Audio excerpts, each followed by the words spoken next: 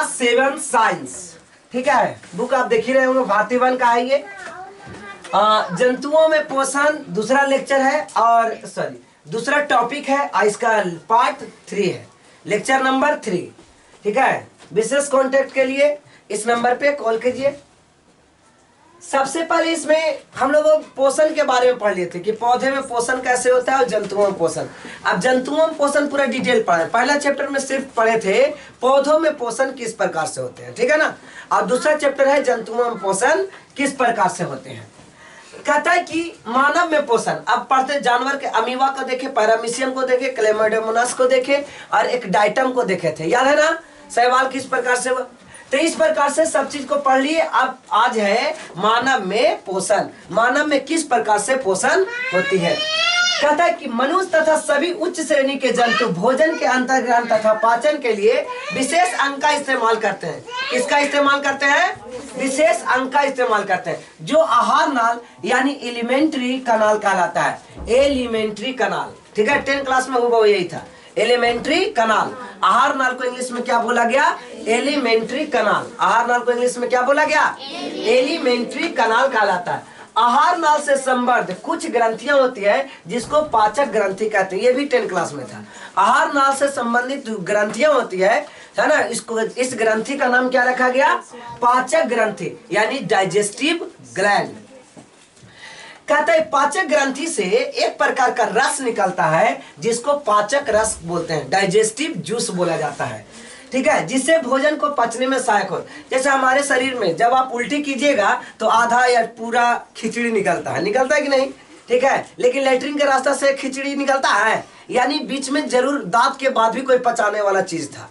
तो ये hydrochloric acid है। शरीर के अंदर क्या छिड़काव होता है? हाइड्रोक्लोरिक एसिड HCl, ठीक है ना, जो भोजन को सड़ाने और गलाने का काम करता है। तो यहाँ एक डाइजेस्टिव जूस निकलती है, ठीक है।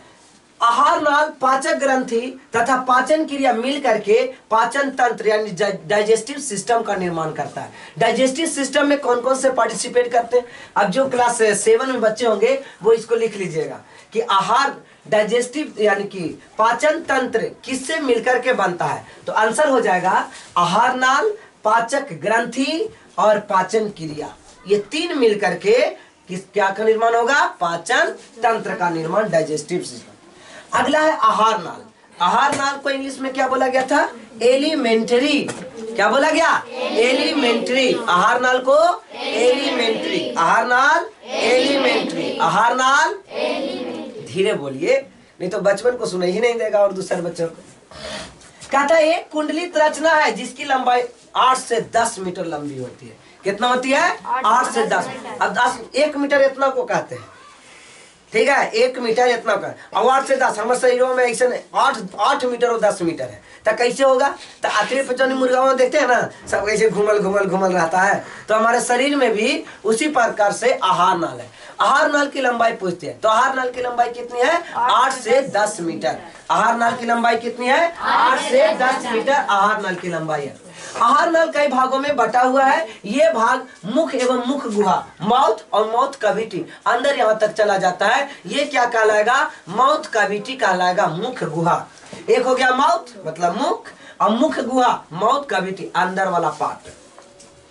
ग्रासनी, ग्रास नली, अगला क्या है? ग्रास नली, जिसको बोला गया एसोफेगस या ऑसोफेगस। इसको क्या बोलेंगे? ऑसोफेगस। सब याद करना है बच्चे, वीडियो देखते समय इसको लिख जरूर लीजिएगा वीडियो को पॉज करके, कि मुख को इंग्लिश में माउथ, मुख गुहा माउथ कैविटी, ग्रास नली को क्या बोला गया? ऑसोफेगस। अमाशय स्टमक, ये पेट, अमाशय यानी पेट, स्टमक। ग्रहणी को बोला जाएगा ड्यूडेनम, ड्यूडेनम।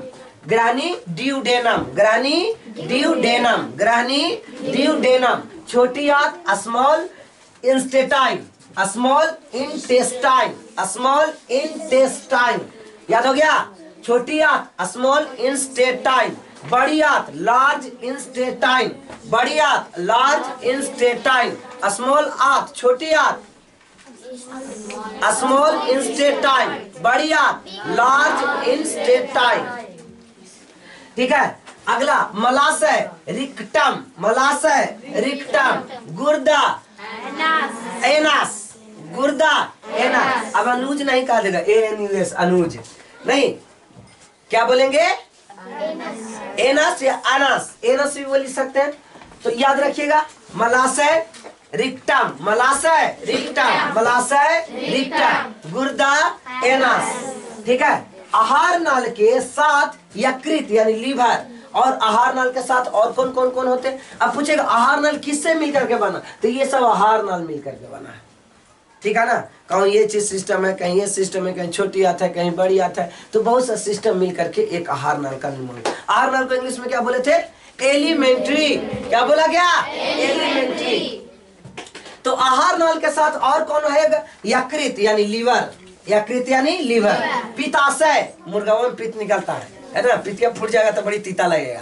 तो पित्ताशय इसका क्या होता है? गैल ब्लैडर, गैल ब्लैडर। अग्न्याशय यानी पैनक्रियाज, पैनक्रियाज, अग्न्याशय पैनक्रियाज, अग्न्याशय पैनक्रियाज, अग्न्याशय पैनक्रियाज। याद हो रहा है? अग्न्याशय पैनक्रियाज, अग्न्याशय पैनक्रियाज, अग्न्याशय पैनक्रियाज, अग्न्याशय पैनक्रियाज, अग्न्याशय पैनक्रियाज, अग्न्याशय पैनक्रियाज। याद हो गया? बताइए। पित्ताशय gall bladder, gall bladder, पित्ताशय gall bladder, गुर्दा अनस, गुर्दा अनस, मलाशय रिक्टम, मलाशय रिक्टम, बढ़िया लार्ज इंटेस्टाइन, बढ़िया लार्ज इंटेस्टाइन, छोटिया स्मॉल इंटेस्टाइन, छोटिया स्मॉल इंटेस्टाइन, बढ़िया लार्ज इंटेस्टाइन, गुर्दा एनस, पित्ताशय गैल ब्लैडर, गैल ब्लैडर, अग्न्याशय पैनक्रियाज, अग्न्याशय पैनक्रियाज। ठीक है। यकृत लीवर, पित्ताशय गैल ब्लैडर। याद हो गया? अमाशय स्टोमक, अमाशय स्टोमक, ग्रहणी ड्यूडेनम, ग्रहणी ड्यूडेनम, ग्रहणी ग्रहणी ड्यूडेनम। और एक और बताइए। ग्रास नली ऑसोफेगस या ईसोफेगस, ऑसोफेगस, ऑसोफेगस या ईसोफेगस। याद? मुख माउथ, और मुख कैविटी, माउथ गुहा।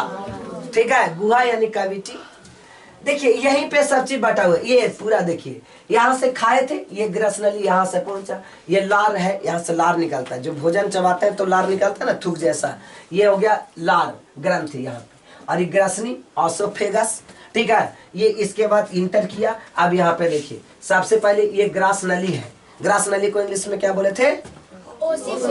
ऑसिफेग।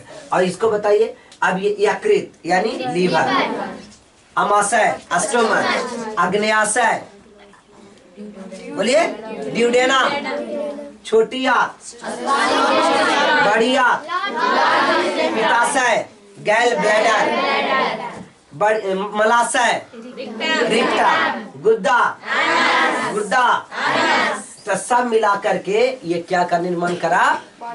पाचन क्रिया। अच्छा, इसके अलावा क्या निर्माण करा? एलिमेंट्री। एलिमेंट्री मतलब आहार नाल। ये पूरा क्रिया क्या होगी? आहार नाल के अंतर्गत होगा, है ना। ये बहुत सिस्टम में डिस्ट्रीब्यूटेड है। याद हो गया? चलिए एक बार। अच्छा, ग्रास नली और ग्रासनी एक ही था। हाँ, ग्रास नली ऑसोफेगस और अच्छा, ग्राहनी को यहाँ पे ड्यूडेनम कहा गया। अग्न्याशय, अग्न्याशय इसमें नहीं है। ठीक है। अग्न्याशय का ये पैनक्रियास, गलती बोल दिए तो उस समय।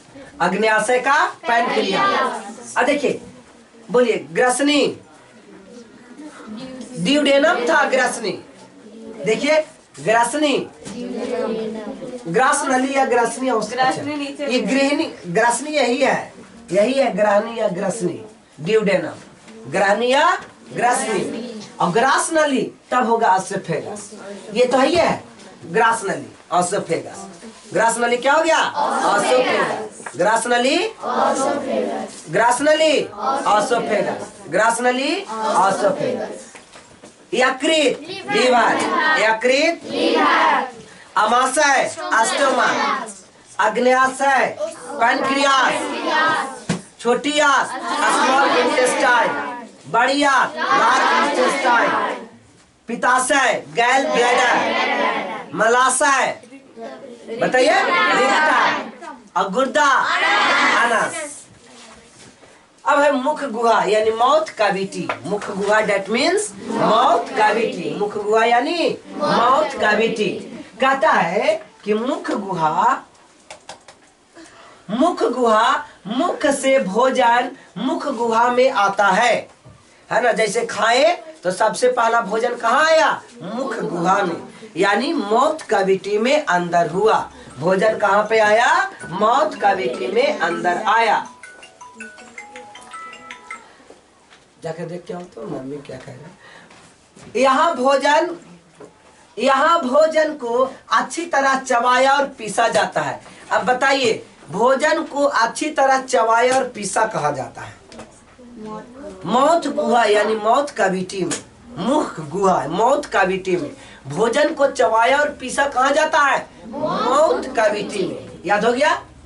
जिससे भोजन महीन टुकड़े में टूट जाता है, विभक्त हो जाता है। क्वेश्चन याद रहेगा कि भोजन सबसे पहले मुख के बाद कहाँ आता है? मुख गुहा में। यहीं पे दांत है, यहीं पे जीभ है और इसी में कूटा और पीसा जाता है, चबाया जाता है।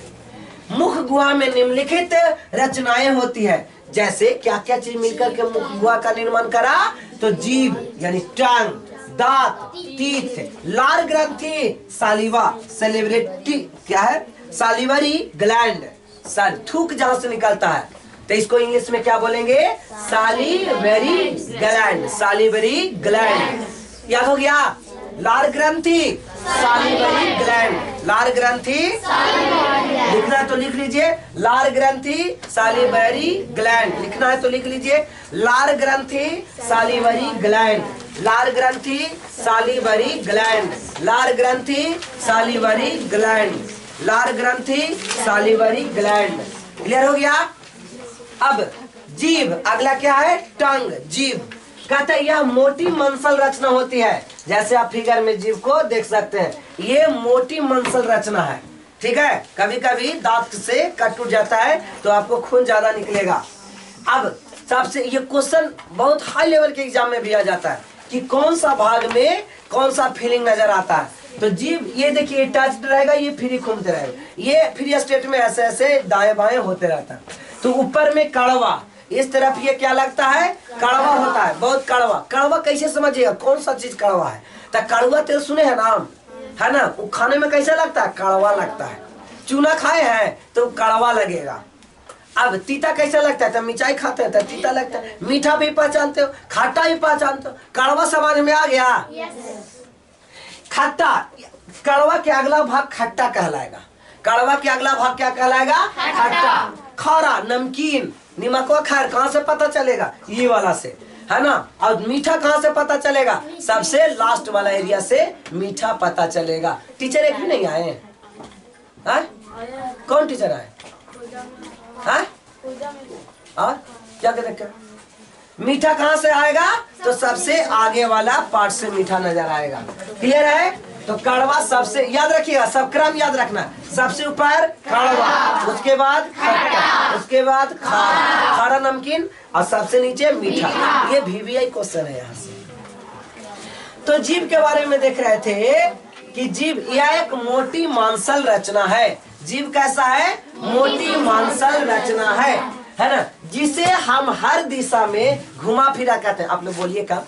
जिसे हर दिशा में क्या कर सकते हैं? यहाँ रगड़ सकते हैं, यहाँ रगड़, है ना? बाहर निकाल सकते हैं, मुंह भी बेसा सकते हैं, सब जीवे से काम करेंगे।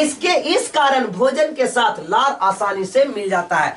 और जहाँ जहाँ लार नहीं मिल पाता है, जीभ वहाँ पहुंच जाता है, उलट पलट करता है। छोलनी का काम क्या है? जल रहा होता है उसको ऊपरे लाना, नीचे ऊपरे वाले को नीचे लाना। तो भी अच्छा से नहीं चबा रहा है, एक ही चीवा बार बार चबा रहा है, तो उसको ना चबाइल वाला को दांतों जी को ले जाके रखेगा, है ना? और फिर वो चबा जाएगा तो उसको हटा के दूसरा करेगा, फिर निगलेगा। तो इस कारण भोजन के साथ लार आसानी से मिल जाता है एवं भोजन मुलायम हो जाता है। भोजन क्या होता है? एकदम आटा नियन सना जाता है। इस तथा इस भोजन को निगलना, इससे भोजन को निगलना क्या होता है? आसान हो जाता है। जीभ में अनेक स्वाद कलियाएं होती है, यानी टेस्ट बड्स होते हैं। स्वाद कलियां मतलब टेस्ट बड्स होते हैं, ठीक है। स्वाद कलियों द्वारा हम भोजन को स्वाद प्राप्त कर सकते हैं, जैसे खट्टा है, मीठा है, कड़वा है, तीता है, क्या है। इसके अलावा जीभ की मदद से हम बोलने के काम भी करते हैं, ठीक है। जीभ अगर कट जाएगा तो खाली करिएगा, ठीक है। हाँ, बोलने के काम किया जा सकता है। आगे, करे देखे और समझे, करे देखे और समझे, ठीक है ना। कहता है शक्कर की चाशनी, कौन कौन पाठ टीचर है जी? ममता मिस, निधि मिस, हाँ, प्रियंका मिस और शामली मिस, पूजा मिस। कहता है शक्कर की चाशनी साधारण नमक, इमली, नीम का एक पत्ती लेकर प्रत्येक स्वाद को अलग अलग परीक्षा करे, है ना। तो एक बार चीनी ले लीजिए, शक्कर मतलब चीनी, शक्कर की चाशनी ले लिए, चीनी। साधारण नमक यानी जो कैसा लगेगा? साधारण नमकीन लगेगा, ठीक है। फिर इमली ले लिए, खट्टा लगेगा। नीम की पत्ती कड़वा लगेगा, नीम की पत्ती कैसा लगेगा? कड़वा लगेगा। ये सबको अलग अलग स्वाद की परीक्षण करें। जीभ, अपनी जीभ पर थोड़ी सी शक्कर की चाशनी रखे, अपना जीभ पर शक्कर की थोड़ी सी चाशनी, चाशनी मतलब चीनिया को घुला हुआ जीभ पर। यह मीठा लगता है, यह कैसा लगेगा? मीठा लगेगा, है ना। एक चुटकी साधारण नमक रखे, अब पूरा नहीं खा जाएगा, उल्टी हो जाएगा। यह कैसा लगेगा? खारा लगेगा। थोड़ी सी इमली रख कर देखे, जो खट्टी लगेगी। तो ये क्रम याद हो गया, सबसे पहले कड़वा, उसके बाद खट्टा, उसके बाद खारा और लास्ट में मीठा। कहता नीम की एक पत्ती चबाए, इसका स्वाद कड़वा यानी बिटर होता है। इसका स्वाद कैसा होता है? बिटर होता है। क्लियर हो गया? आधा ही खाएंगे, कैसा लगेगा? खट्टा। टाइम नहीं देखे आज, फिर आप लोग एक को काम लेकिन ढंग का नहीं करते। कितना मिनट हुआ? 25 में देखते थे सर। टाइम कितना बजाया? 34 हुआ है, 10 मिनट हुआ है, 45 मिनट। आगे देखिए, इतना कस के बोलते हैं। कहता है मुख में दांत के बारे में, ठीक है। किसके बारे में? दांत के बारे में। मुख में दांत होते हैं जो भोजन को चबाकर और पीसकर महीन टुकड़े में बदल देते हैं। दांत का काम क्या है? भोजन को चबाना और पीसकर छोटे छोटे कई टुकड़ों में इसको मनुष्य में दांत 2 बार निकलते हैं। कितने बार निकलते हैं? 2 बार। 2 बार से ज्यादा टूट जाएगा तो अब नहीं निकलेगा, तो 2 बार टूटेगा। एक बार दूध के दांत, एक बार परमानेंट टीथ। एक बार पहला बार जो दांत निकलता है उसको मिल्क टीथ बोलते हैं, और उसके बाद जो निकल गया वो परमानेंट, वो नहीं टूटेगा। और टूटेगा तो अब नहीं जन्म लेगा, ठीक है। तो जीवन काल में 2 बार ही दांत निकल पाता है। कहता है शैशवावस्था, जब बच्चा जन्म लेता है उसके बाद जो दांत निकलती है उसको शैशव में दूध दांत कहते हैं, मिल्क टीथ निकलता है। क्या निकलता है? Milk teeth. इसकी संख्या 20 होती है। कुछ पूछा हुआ क्वेश्चन है, मिल्क टीथ की संख्या कितनी होती है? 20 होती है। मिल्क टीथ की संख्या कितनी होती है? 20 होती है। 6 से 8 साल की उम्र तक ये दांत गिर जाते हैं। 8 साल से ज्यादा ये दांत नहीं चलेगा। अब जो दांत निकलेगा वो परमानेंट दांत होगा।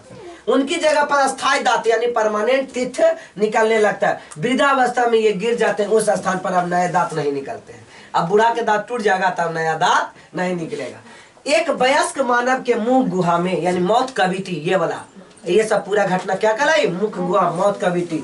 दोनों जबड़ों में मिला करके 32 दांत होते हैं। 16 ऊपरी के जबड़ा में और 16 नीचे के जबड़ा में होते हैं। ये सभी 4 प्रकार के होते हैं, जिसे आगे पीछे और क्रम से, ठीक है ना, आगे से पीछे की ओर क्रम से। सबसे पहले इंसाइजर, केनाइन, प्रीमोलर और मोलर होते हैं। Incisor, canine, premolar, molar. याद हो गया? Incisor, canine, premolar, molar. Incisor, canine, premolar, molar. Incisor, canine, premolar, molar. Incisor, canine, premolar, molar, ठीक है। Incisor, canine, premolar, molar. कहता है दोनों जबड़ों में इसकी प्रत्येक की संख्या और कार्य निम्नलिखित है। सबसे पहले इंसाइजर, उसके बाद केनाइन, प्रीमोलर और मोलर। ना इंसाइजर, केनाइन, प्रीमोलर, मोलर, 4 गो के बारे में ये नहीं।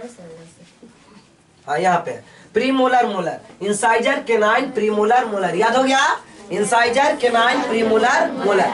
सबसे पहले इंसाइजर के बारे में, इसकी संख्या 4 होती है। ये भोजन के कुतरने का काम करता है। जैसे आपको पास मान लिया जाए एक गाजर ला के देगा, आप कहाँ पे दांत के पास ले जाइएगा?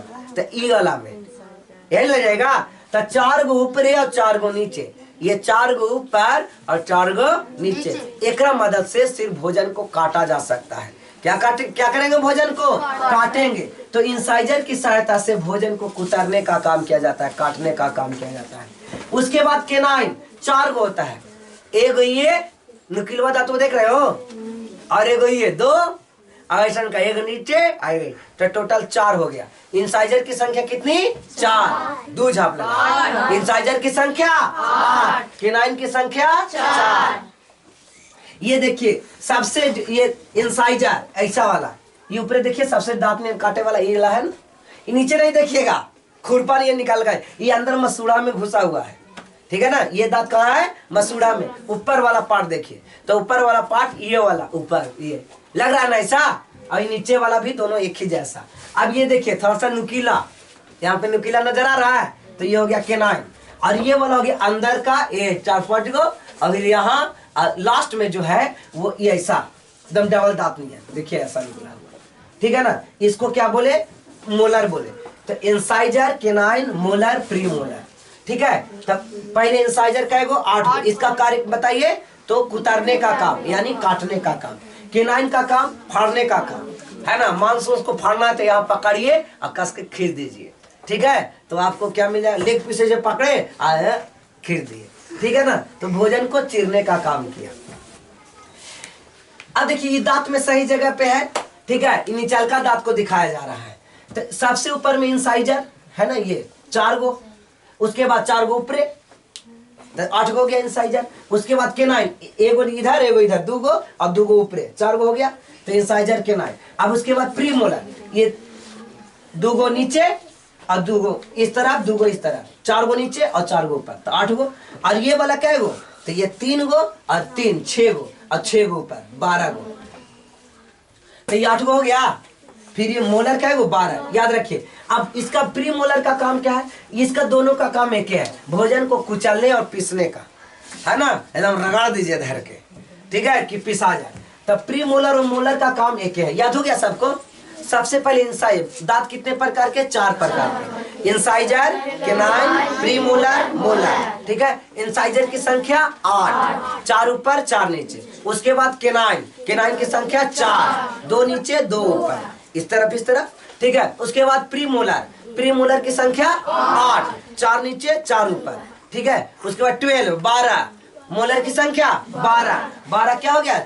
6 नीचे और 6 ऊपर, 3 गो एक तरफ और 3 गो एक तरफ, 3 और 3 6, और फिर ऊपर भी 3 गो एक तरफ और 3 6 6 6 12।